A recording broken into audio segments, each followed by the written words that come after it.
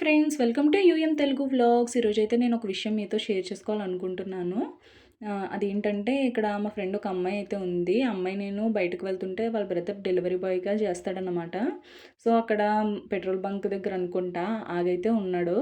ఏంటి అని అడిగింది తిను. అడిగితే ఇట్లా బ్యాటరీ అయితే స్ట్రక్ అయిపోయింది. డెలివరీ ఇవ్వాల్సినవేమో నా దగ్గర ఉండిపోయినవి. కస్టమర్ ఏమో కాల్ చేస్తున్నారు. ఏం అర్థం అవ్వట్లేదు. టెక్నీషియన్ కాల్ చేస్తే ఒక 1 అవర్, హాఫ్ అన్ అవర్ అట్లా పట్టేస్తది అనేసి అన్నారంట.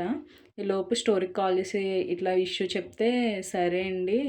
ఏం కాదులే కస్టమర్‌కి మేము చెప్తాంలే అంటే, ఈలోపు కస్టమర్ కాల్ చేశారంట. ఇట్లా ఇట్లా ఇష్యూ వచ్చిందండి. అందుకే లేట్ అవుతుంది అంటే, ఆ కస్టమర్ అర్థం చేసుకొని తనని, మీరు ఉండే ఏరియా ఎక్కడో చెప్పండి. ఎక్కడ ఆగిపోయారో. ఒకవేళ నేను అటొస్తే నా ఐటెమ్ నేను పిక్ చేసేసుకుంటాను అని చెప్పేసి అయితే అన్నారంట.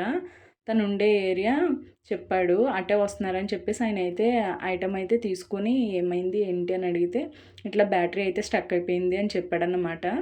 కస్టమర్ నిజంగా అయితే సర్లే అమ్మ అయితే నేను తీసుకెళ్ళిపోతాను అని చెప్పేసి ఐటెమ్ తీసుకున్నారు. ఫస్ట్ టైము ఒక డెలివరీ బాయ్ దగ్గరికొచ్చి కస్టమర్ ఐటెమ్ తీసుకోవడం నేనైతే ఫస్ట్ టైం చూడటం. నిజంగా అలా అర్థం చేసుకొని కస్టమర్స్ ఉంటే డెలివరీ బాయ్స్‌కి అయితే చాలా ఈజీగా అయితే ఉంటది. అలాగని ప్రతి కస్టమర్ రావాలని కాదు. కొంచెం లేట్ అయితే వాళ్ళు ఎన్ని ప్రాబ్లమ్స్‌లో ఉన్నారో కొంచెం అర్థం చేసుకుంటే బావుంటుంది అనైతే అనిపిస్తుంది. నాకు నిజంగా ఇలాంటి వాళ్ళు ఉంటారా అని కూడా అనిపిస్తది. మనం కొంచెం లేట్ అయితేనే ఏదో ఒక మాటన్నా అనేస్తాము. ఆయనైతే నిజంగా చాలా అయితే అర్థం చేసుకున్నారు.